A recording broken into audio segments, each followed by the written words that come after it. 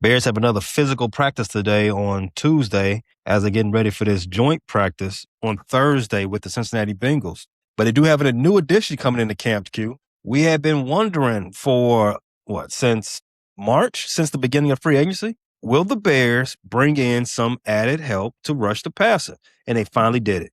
They did exactly what we knew they was going to do. They was going to wait till camp, get one of these gray bears, shout out to the House of the Dragon, get one of these gray bears to show up midway through camp to give us some give us the extra push. Give us some more numbers on the line. Who did they sign? Marcus Davenport is the great beard you're talking about. He has some experience inside this division. Yes, he does. Not a good experience. He's played for every team but Green Bay. So just like that gray beard in the season-ending episode, maybe Davenport will hunt down Jordan Love and cram something up his chutes. And just like that Roddick Dustin, who did that in the House of the Dragon episode, he might be missing an arm because Marcus Davenport, the thing on him is he's always hurt. Played more than 8 games since 2022. When we're doing the NFC roundtable shows during the season, a consistent theme with the Detroit Lions. Shout out to Bleachers and Speakers. Marcus Davenport did not practice. Marcus Davenport out for this week. Marcus Davenport limited in practice. It's just something that we just expect to hear about Marcus Davenport. And now he brings his injury history to the Bears, to Hallis Hall. I hope he's not contagious. Well, would he be giving us the injury bug, or would the injury bug be given to him? Because now, Hallis Hall has plenty of the injury bug going around. Everybody has it. It might be Kyler Gordon who's infected everybody. Kyler Gordon might be patient 0. You know what? While vaccines is in the news, hopefully Davenport, he has the antibody in his injury bug that would be the cure for everybody else's injury bug. Kyler Gordon, we need you back, bro. So we signed Marcus Davenport, and on the same day or a few hours later, Zadarius Smith comes out of retirement, signs with Atlanta. Did we get the right gray beard? No. I'm assuming they chose Marcus Davenport because Dennis Allen knows him. That's my assumption. You know, he has Dennis Allen, and he also played with Ben Johnson. Mm-hmm. Yeah. He was in the same locker room with Ben Johnson. Yes. Yeah. You're right. Ben was the offensive guy. I would assume that would tip the scales toward Davenport signing, but Zadarius is the better player. He's a player that the Bears can actually use. Multiple stops. Yes. Multiple seasons. Yes. 4 years older. But if you look at Marcus Davenport's career, there's a 9-sack season, and then there's nothing. But 1 sack, 2 sacks, and outside of his 9-sack season, his next best season is 4 sacks. Mm-hmm. For somebody who's paid to grab sacks, he ain't grabbing enough. For Zadarius, hold on, I'm pulling up his stats. Zadarius Smith, to that point, what you're saying, like Davenport ain't getting enough sacks. To Zadarius' point, to Zadarius Smith, one, he's more healthy. He's played. Well, last year he only played 5 games with Philadelphia, but these are not injury concerns because you said Davenport, the most he's played is 8 games since 2022. Yeah. Since 2022, Zadarius has played 16 games, 17 games. 2024, he played all 17 again. Between 2 and in 2025, he had 5 games played. Not an injury concern at all. And in that time, he has almost 30 sacks. In fact, he has more than 30 sacks since those seasons. His last full season, he had 9 sacks between 2 teams, and that was just 2 years ago. Zadarius is the significant more, I don't want to say best player, because that can mean a lot of different things. For what the Bears need, somebody to create havoc for the blind side of the quarterback. Yes, somebody who can get sacks, pressure the quarterback, make him throw the ball quicker than he wants to. That is the player that they should have got. Now, what they get from Marcus Davenport, again, we don't know. We're not in the locker room. We're not in these conversations. I assume that they wouldn't got him because of a familiarity, and they can do some things outside of just getting sacks and pressure. We talked about it plenty of times over the years, Q.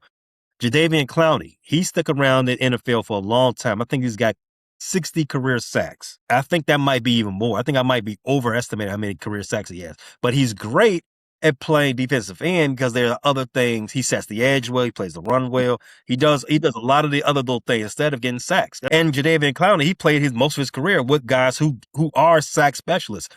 J.J. Watt, to be example. So not to say that the Bears messed up here in getting Davenport when they should have gotten Zadarius Smith, but for what the Bears need, for what at least everybody knows the Bears need this. Zadarius was the guy you needed to go get. To your point, yes, Zadarius is a much better player. And to expound on what I was saying with Marcus Davenport, he hasn't gone over 2 sacks. It's even worse than I thought. He hasn't had a season over 2 sacks since 2021. And that one season that he's had a season over 2 sacks, how was it? Was it 4? 9 in 2021. 9. In 2021. Since then, a half a sack, 2 sacks, a half a sack, and 1 sack. That's his last 4 years. I think we've had guys to have more sacks than that in one game. Shout out Myles Garrett. So he has a total of 2.5, 3, 4 sacks in the last 4 NFL seasons. Yeah, and that on the injury concerns. And what does it say about QB hits? What is his QB hit? 8 1 year that he played 15 games, only had 5, half a sack. 4 QB hits, 4 QB hits, and 3 QB hits. So I guess if you want to say on a per game basis, he had 4 QB hits in 2024 with Detroit in only 2 games. That's pretty good. I don't even want to compare that to Zadarius. I'm looking at Zadarius QB hits. I don't even want to compare Davenport's to that. There's no comparison. It's really no comparison. But we just hope, fingers crossed that the Bears did pick up Davenport for another reason and not because they expect him to go get sacks or expect him to be healthy. Let's hope that they didn't do that. There's another week starting where there's no consistent messaging on what exactly is the nature of his injury. When can he return to practice? Not even asking when will he be ready to play. We just want to know when will he be able to practice again. I saw Kyler Gordon upload a video of him. Can't tell if he's rehabbing or working out on his Instagram, and he had a big smile on his face, but he didn't say anything. He was just with the resistance band and doing some single leg jump stuff. The messaging on all of this continues to be a yearly issue with the Bears. I know the Bears do not have to tell us anything about the nature of injuries, at least until after cutdown day. I think it's the week leading up to week 1 when they got to start being more descriptive and give actual timelines. But they can at least tell us more. They told us more about Kyle Monungai's injury than they have about Kyler Gordon in the last 2 off seasons. Kyle Monungai, he got hurt in camp doing a one-on-one drill with Grady Jarrett. I think it's a one-on-one drill. Was it a live play? I didn't get that part, but he got tangled up with Grady Jarrett, taken to the ground. Now his injury is week to week per the Bears. In the last episode, Q, you hypothesized that Roschon Johnson and your boy Savion Amar, who looked pretty good in this preseason game, you think they had an outside shot to make the squad, at least speaking for Roschon. Now they're definitely making the squad. What's going to benefit Roschon as well is there's no Travis Homer. Travis Homer was our special teams guy. Roschon is the only back on the roster with special teams experience beyond returning kicks, returning punts. So I think Roschon is actually pretty safe, especially with the Kyle Monungai injury, especially being a guy who can work on all 4 phases of special teams. But then again, Roschon has always been a guy on special teams and been a good player on special teams. He just keeps getting hurt. I think he's gotten hurt on special teams before too. So you know what Travis Homer is at now? Was it Buffalo? Or he followed one of the Bears ex-coaches, didn't he? Close. If you were a Bears hater, you would say he followed a former Bears owner. Where is Travis? Oh, he's in Seattle. He's in Seattle again? No, in Pittsburgh. You're right. He is in Pittsburgh. You're right. He's in Pittsburgh. Sorry. I thought he went back to Seattle for a minute. I thought they were buzzing about him. Yeah, he's in Pittsburgh. I just looked it up. Yeah. Old good buddy Travis Homer's in Pittsburgh. So, good luck to him we got going on. So, but back all this injury news we got going on. Kyle Monungai, he sustained a hyperextended knee, same as Kobe Bryant, during a non-padded team drill after he got tangled up with Grady Jarrett, like I said. There's no structural damage, but he is considered week to week. Don't know what week to week means. Last year, they used week to week for Jalen Johnson, and that ended up being all of camp and the first, 3 weeks of the season? Yeah.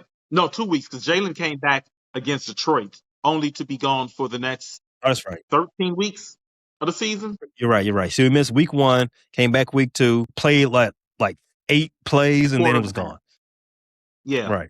The difference between that is that he had a soft tissue, a groin issue. Kyle Monungai, I don't want to say but a hyperextended knee, not the same deal, but the messaging remains the same. Speaking of soft tissue injuries, Kyler Gordon, he's still got his undisclosed. I don't know why he needs to be undisclosed. Just tell us what it is. I got hypothesized at the beginning of training camp I think everybody in the building, and I'm not including players, I'm talking about coaching staff, front office. I think they're about sick of Kyler's shit. Yeah. Our good friend Tiffany, I meant to jump in, but the show was moving fast. She said a couple weeks ago, why are they frustrated at him? He's injured. It's not his fault. I got to push back on that a little bit because you're paid a lot of money to take care of your body. So certain injuries, you have to prepare to prevent. Injuries are a touchy thing, but there's definitely ways guys can prepare to A, prevent injuries, B, to rehab quick from injuries, and C, it's part of the game. You got to play through it. And lastly, whether it's your fault or not, jobs are on the line. If I'm a head coach, I can't afford to sympathize too much with you because I have to keep my job. I got to feed my family. If you cannot stay healthy, maybe football's not for you. Maybe you need to consider some other avenue. Maybe coach, maybe broadcasting, maybe podcasting. But when you're a football player, you got to be on the football field. That's the bottom line for Kyler. I like Kyler a lot. I sympathize to a degree. You never want to see guys injured. But at the same time, we can't continue to hold a roster spot. In addition to those wonderful jobs that you mentioned, what about on-field security at Wrigley Field? I mean, you're a big guy. You're a football player. If you saw what was going on in the right field bleachers at the Cubs and Sox game last night, they could use you. How many fights were there at Wrigley yesterday? Only one is really making the rounds, but that was a big one. Oh, I've seen more than one. I saw that one, but I saw another one too, and I saw some other stuff. I saw was our Mexican brothers having a brouhaha, and then I saw a skirmish between a couple of our white brothers having a. It was a lesser brouhaha, but it was a brouhaha nonetheless. Okay.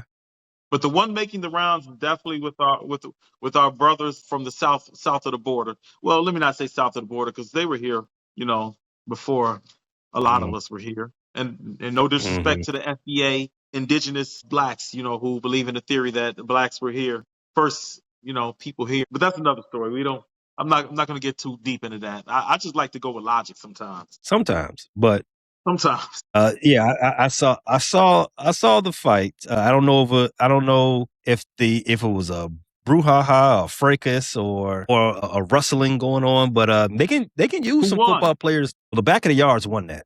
The one that I saw. Back of the yards won that. The Sox. I'm not a Sox fan, but I'll give y'all wins where y'all earn them. My people in blue, they took an L. I think a hard L in that one. So was that Backyards versus Little Village and Albany Park? Was that like Backyard / Marquette Park versus? Because the Little Village Mexicans tend to be Cubs fans. If you don't they? You know what? I don't go over there. I've never really went over there too much, so I don't know what kind of how they get out with their baseball. I know what colors they wear. Black and that black and gold is one of them. Right. Yeah, score one for the back of the yards. And if you're not from Chicago, I've long said back of the yards is a very underrated, treacherous, trenchy place to be. We all hear about Inglewood. We all hear about Little Village. We all hear about Austin. We all hear about over east. Park. Back of the yards is rough. Yeah. It is a contender. It's a contender, all right. You stay away from Little Village. I stay away from back of the yards. Yeah, so Jefferson Park to the L now. That's who I say when them Cubs fans are from. They from Jefferson Park. They got hemmed up real serious. That goes to show you, don't throw no beers. If y'all having a shouting match going back and forth, if you do this or whatever, that's fine. The security's in between you. The second you throw that beer, it's up. And it went up then. Let me tell you something. I don't know a lot about life, but I've witnessed two things. When somebody gets a beer dumped on them, they are not happy. Shout out Ron Artest. Throwing beers on people is one of the worst ideas you can have. I don't know what it does when it hits the skin, but the beer hitting somebody's skin activates. It's like the soldier serum from Captain America. It's a super soldier serum. When you hit somebody with that beer, you're going to get the best version of themselves. So unless you got some of that Hulk juice or you're a highly skilled combative fighter, don't throw a beer on nobody. So if you can't stay healthy, there's plenty of opportunities for you. Today was another physical practice cue. Kyron Amagachi left. They said he banged up his right knee / leg, slammed his helmet, walked off with the trainer. So if they were trying to showcase Kyron or Jedrick for maybe get a trade, because somebody not going to make the squad. Not good news. Because the whole left tackle situation has been, ever since Ozzie got hurt, it ain't been the best. It ain't been rosy for the left tackle situation because obviously that pushes Braxton to number one, and we've seen enough out of Braxton. We know what Braxton is. The best of Braxton is not to come. I think that's fair to say, right? Yes. But if Braxton is what we got to roll with, I think we know where his floor is. He's still the front runner. While Kyron McGowan, Jedrick Willis are struggling, Braxton remains controlling that job, even though he ain't really done much to really solidify his spot because he's been hurt again. And even though Ben Johnson, they all through the offseason, they said he looks like Braxton looked like he's in the best shape of his career. He's looking swole. He's still small where he shouldn't be small at. And pause, they still say he's got a small lower body. All gut, no butt is what they say about Braxton Jones. You need that anchor at left tackle. Now Theo Benedict's in the mix. They saying now he's moving into left tackle to get some more reps as Amagaji's hurt and Jedrick Willis. It's not too good. But Ozzy Trapillo, as we said in the last episode, or as you broke in the last episode, has been activated from PUP. Have you heard a expectation for when he can start ramping up? Because he just started practicing. I saw that they just said limited today, but I'm sure he wasn't in any action in practice. The sooner the better. The Bears are real secretive, so we got to break into Hallis Hall as a scroll. Maybe we can send a scroll who can shapeshift into Antoine Randall and we can get some info because the Bears are leaving us high and dry. We don't know nothing. That's the worst part of training camp, bro. I mean, we're happy football is back, but you get these notifications, right? And they have one line of news. Fill in the blank is hurt. You'd be like, what the okay, what happened? Give me some more information. Right. Give me some more information. And you got check Twitter or wherever you get your information from. You got wait. There's nothing on the news, nothing on TV. Because you get all your information from secondhand sources. It's like Game of Thrones. You get people get all the information from Maesters and Ravens. That's all this is. That's the worst part of training camp. But then when you do get some more information about whatever happened, it'd be murky. It'd be some shit that don't really answer the question that you have. I mean, training camp is great. We love to have football back, but that part of training camp irritates my soul. I would love for them to start being a little bit more descriptive, but it is what it is. Best case scenario for left tackle, Braxton actually wins this job. I think you agree, right? Wins this job this week. My ideal plan for left tackle is Braxton opens the season and there's a line of succession to naming Ozzy Trapillo to the throne. That's what makes me most comfortable. I like Theo Benedict. Don't get me wrong. But I like him as a depth piece. He's a guy that we know can come in and hold the fort down if guys are injured. He filled in for Darnell Wright last year for a week or two. Am I correct? And then he had a little stint at left tackle. So that's what I'm hoping. I'm hoping that this isn't a mirage with the Ozzy thing, that they're not selling us a dream, that Ozzy really somehow is a miracle healer. And then by week, 5 or 6, he'll be full go. I certainly don't want to rush him. As you pointed out, it's a lower body injury, so he hasn't been able to really work out on that lower body all off season. So maybe give him a couple weeks, get in there, get his squats, get his Bulgarian squats, get his leg extensions, get himself back up to, it's hard to be 100% in the NFL, but, get back to close to where he was strength-wise. And then when we're really getting lathered up into the season, then we get Ozzy back. That's what I hope. But this back and forth with this guy hurt. I don't trust Kyron Amagaji. I try to give him a little faith, but like you said, could be a reactionary move bringing Ozzy back so soon because if they certainly were happy with what Kyron Amagaji was doing, being a third-round pick, I don't think they would be in such a rush to get Ozzy back so soon. Just Ozzy being back from practice is just one step. I mean, it is remarkable that he was able to be activated from the PUP at this, what's this, August? So 7 months removed from the injury? Yeah, he got hurt in January. So, but there's been a lot of players who returned to practice and then never played again. Yeah, I heard that even though he's reactivated, he may still open the season on IR and miss the first 4 weeks. True. You remember Cadillac Williams? He had this injury. Morris Claiborne, he had the same injury. When Cadillac had that injury, was that the end of Cadillac? Yeah, that was the end. That was it. I remember that draft class of running backs. That was the Cedric Benson, Ronnie Brown, Cadillac Williams, all like in the top 10, wasn't it? Yeah. That was the time to be alive. Would there ever be a day where we have 3 running backs in like the top 5 or 10 picks again? No. Ever. And there shouldn't be. Never again. That was You would crazy never see talent. that again. Seeing 3 running backs in the first round is crazy enough. 3 in the first When is 10? the last time we've seen 3 in Never. the first round, though? Because as talented as the draft class was of 25, we only saw 2. That was Amarion Hampton and Ashton Jonty. Travion Henderson went in the second round, and so did Quinshawn Junkins. And that was one of the best running back classes we've had in recent memory.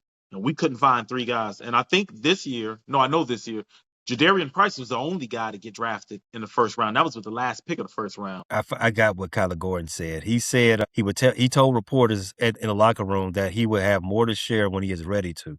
Like, bro, you doing a podcast? What is this? When you're ready to, what is that? I'm so tired of this mystery. What are you going to share with us? You're hurt. When are you coming back? How do you feel? What's hurt on you? Right.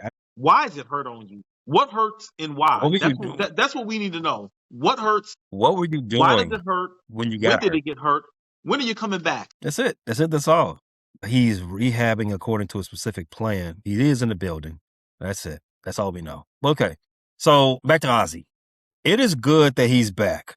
And we say a best case scenario, Braxton wins this job outright sooner rather than later. But he's still going to have to fight off. He's still going to have to fight off Ozzy. If Ozzy can make a full recovery, because again, him just coming back to practice is just one part of the hurdle. Only 45% of players never return to football after getting this injury. 80% and nearly 80% fail to return within 2 weeks. So Within who? Two seasons, I'm sorry, within 2 seasons. 21.5% of players return to their prior performance level within 2 years of injury. So even if Braxton goes ahead and wins this job, like again, sooner rather than later, and Ozzy is able to be cleared to play, this left tackle question is not going to end anytime this season. I think we can just go ahead and just make ourselves comfortable with that.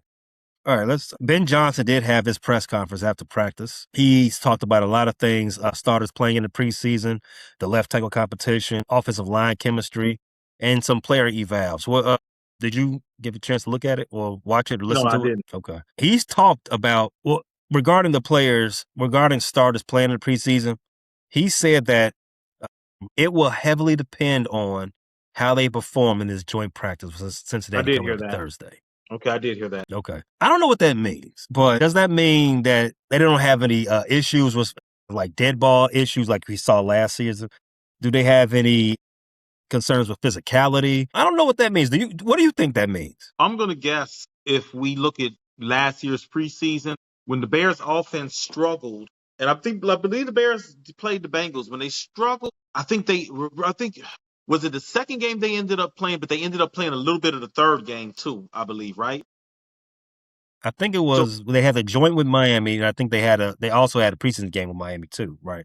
Yeah, and so I think when they didn't look really good, he brought them back next week for a series. The starters ended up playing 2 games. They didn't play the first game, but they ended up playing. Or did the Bears have 4 preseason games last year? I'm trying to remember. But I know they ended up playing 2 of the preseason games. So if I translate Ben Johnson, I'm going to assume that if offensive execution isn't pristine and he doesn't see what he likes, then you'll see them in the preseason. So I think if we get clean execution, they play well, and like you said, no dead ball, no pre-snap issues. Everybody is where they're supposed to be. Ben Johnson is a stickler for lining up in the right spot. He will, in practice, if you don't line up in the right spot, he will get your ass up out of that place and he will get a sub in. So I'm assuming that if the first team offense comes in and does what they're supposed to do and is efficient, executes, no penalties, you probably won't see them against the Bengals. You'll probably see a lot of what you saw against Cleveland, where you see just guys who are competing for roster spots out there. Regarding the left tackle competition, he said that it is wide open. That's his words, wide open. He said Braxton Jones would continue to get reps with the first team, and Theo Benedict would move over to take reps with the second team. So you said in the last episode, one of the guys is going to get cut. Jedrick, Kyron Amagaji. Kyron got hurt. I think that's bye-bye Kyron. Yeah, that's depending on how long he is hurt. In a battle, walking off of the trainers is never a good thing to do. Not at this late in camp. You're going into what's the 4th week? Yeah, that sucks for Kyron. I mean, he had a good shot. He had a good run, but that's a bust. That's a bust in all sense of terms. If Kyron is the guy that gets cut, he shouldn't be a bust. because he was a project to begin with. That means he was overdrafted. So it should be a bust. That's on you, Ryan. And for the listeners, because you use the term bust, and a lot of people only associate first round picks with bust. You can absolutely be a bust in the second round or third round. I would venture to say the fourth round could be bust. Listen, first round has to be a guy that is absolutely a starter. Depending on how in the first round, he probably has to be a Pro Bowler. Second rounder also has to be a starter. You agree? You draft a guy in the second round, and he Yes. has to be a starter. Third rounder, Yes. you have to either A, be a starter, or B, a high level rotational piece. And as a tackle, you don't really rotate. You got to be able to start somewhere on that offensive line, or you got to be trusted enough to at least fill in and be a swing tackle, be the first guy up. So, yes, Kyron gets cut, he's a bust. I would even say if Kyron can't ever develop into a starter anywhere on the offensive line, it's a bust. Joe Thuney is about tired of the what do you call it, musical chairs with the offensive line, with the left tackle, because he wants to know who's playing next to him. And Joe Thuney's a veteran. Joe Thuney has played for 3 of the GOATs. Like, Joe Thuney is, you done saw a Brady. Then you took Mahomes. Caleb is next up. I trust Thuney. I trust what he says. He wants to get chemistry with that guy on the left side. And I understand. I get it. So those are your updates for the Chicago Bears, the Cubs, and the Sox. First pitch is in 5 minutes. Before you get out of here, we have to address something that we did not address before, and it's going along on social media, and I feel we got to discuss it. Vita Vea, the Bears contacted the Buccaneers about Vita Vea. I'm going to share my thoughts. I'm going to let you go first. He wants a new contract. He wants new money. I believe he is the 15th or 16th highest paid interior lineman in the league right now. Vita Vea is 31 years old. He wants new money, which is an extension. And if you trade for him, you're probably going to have to give him new money.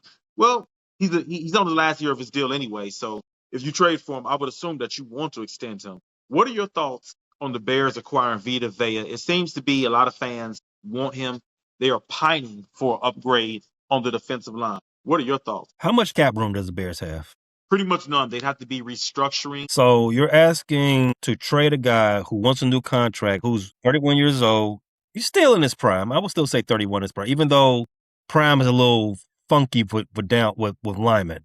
The thing is, when you're 340 pounds, when you're a big guy, like you said, prime is a little funky because it can go downhill fast when you're that big. Mm-hmm. Knees, back, and you're in the trenches. And Vita Vea is a physical trench player. He lines up right over that center and he bashes. That's what Vita Vea does. He collapses the pocket, he bashes. My only concern with that is how much bash does he have left? It's a question that we had for Grady Jarrett, too. How much is left? It hasn't worked out for Grady Jarrett. Well, no, I'm sorry. It's worked out for Grady Jarrett. He's well paid. It worked out for us. I'm sure Grady is in a good place with that bank account and that contract he signed. Yeah. So where are you at? He's definitely getting the best of that bargain. So where are you at with Vita Vea? You're probably going to have to trade a first or a second for him. I would rather trade active bodies. And here's why. For one, we got to pay him, right? You got to restructure that contract. You got to give him something that he'll be willing to sign, which is a contract that's not heavily loaded with language that protects the Bears. You know, basically, as to what you alluded to, where's that drop-off at? We want to protect ourselves so not get caught up in that drop-off. So if that's the case, if we got to bite the bullet on that one, we're going to have to trade some contracts. Obviously, we got to give up a draft pick as well.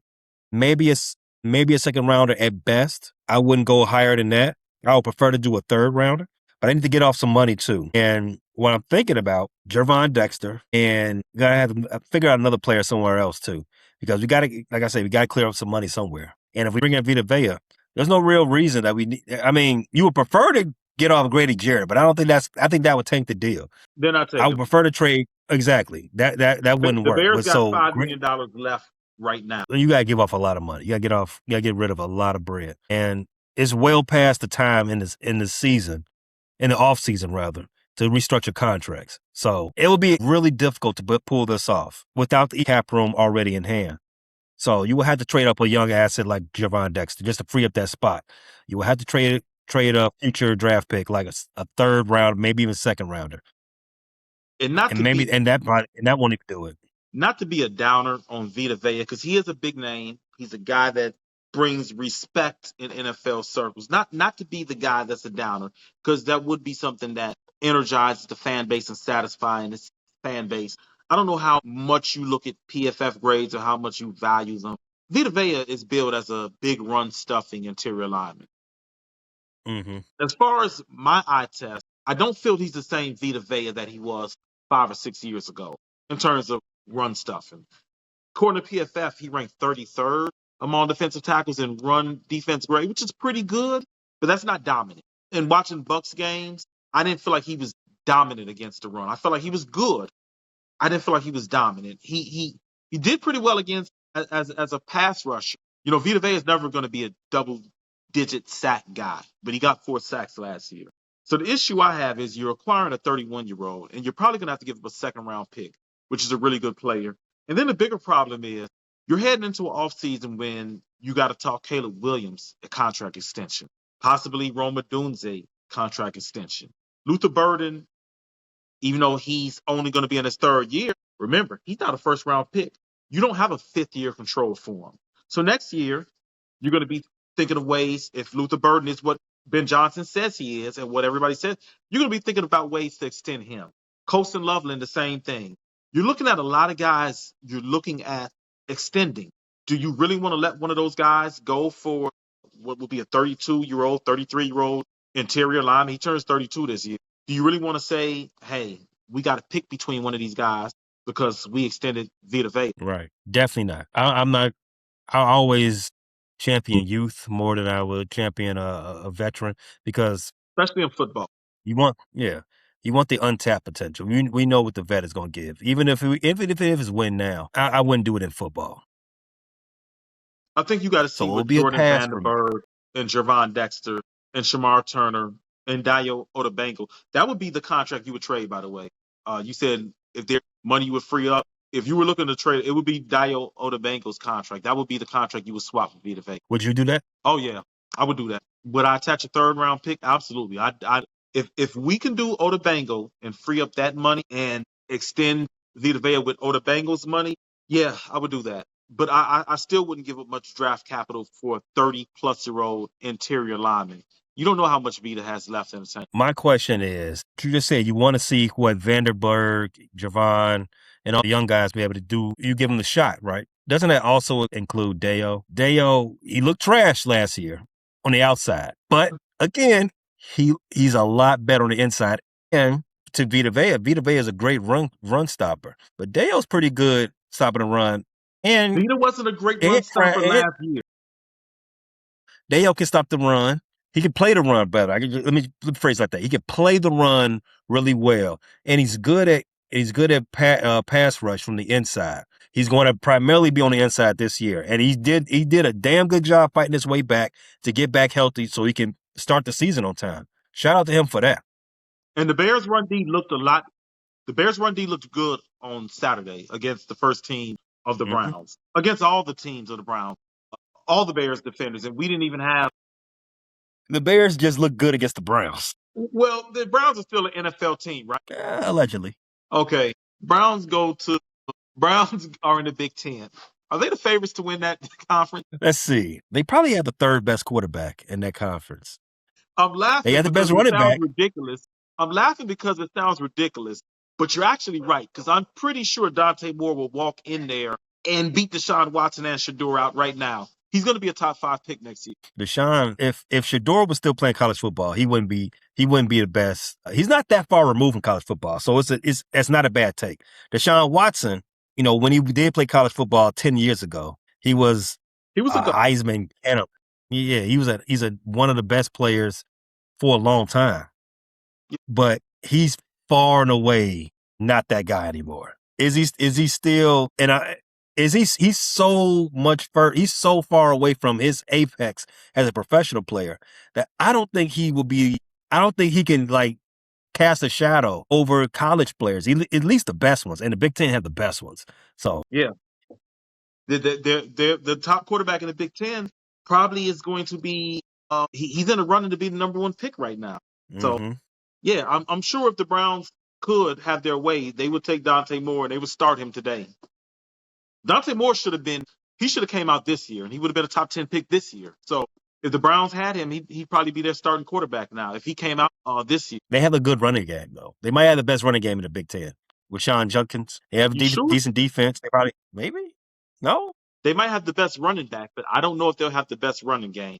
The Browns' offensive line, which they've changed a Yeah, lot, didn't look good. yeah, And but they they're got Tevin Jenkins. yeah, They got Tevin Jenkins there. We've seen a lot of Tevin Jenkins. I'm gonna tell you one no, we thing. haven't. No, we haven't. Tevin Jenkins don't play enough. We haven't seen enough of a lot of Tevin Jenkins. Good point. Fair point. But even with that said, they are still professional offensive linemen. They're big, strong guys. They should be able to push over 19-year-olds. Even if they should. But but I think it's something about that helmet. I think it's something about those colors. They just get all. You put those colors on. You go to Cleveland. I think you're the worst version of yourself when you're in Cleveland. Do you think maybe the Browns would be more successful if they became? You know what? Never mind. The Ravens did. They already proved it. Never mind. You're right. It is that city and it is that uniform. The Ravens are the Browns, and as you see, they won 2 Super Bowls not being the Browns. Whole lot of Hall of Famers since they left Cleveland. You know what? The Browns should move to Hammond. The water will be better. I think the toxic waste in Hammond is better than the water coming off Lake Erie. You might be going for something there. Y'all, Maybe better Hammond, you for want a professional team? Take the Browns. They look like Indiana. Hey, Deshaun. Yeah, the White Sox too.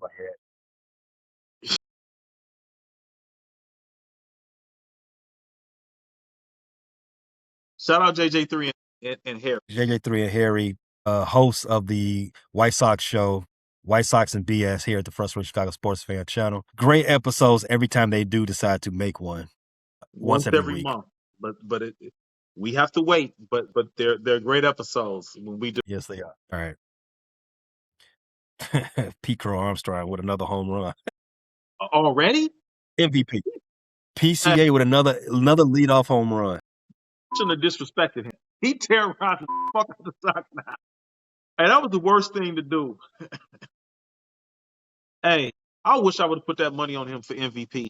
I should have put money up. He's gonna be the MVP. Yeah, he is. Yeah, I he mean, is.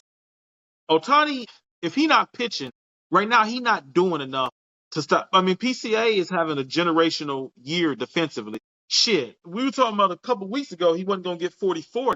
Shit, he might get 44. Appreciate you tapping into this latest episode from the Frustrated Chicago Sports Fan channel. Don't matter if you was watching on YouTube or listening on Spotify or Apple. Make sure you like, subscribe, share with everybody on the block, and hit the notification bell so you never miss none of our daily drops. And to all the guys from the shy, we say 3 things. Bear down, fly the W, and sell the team, Jerry.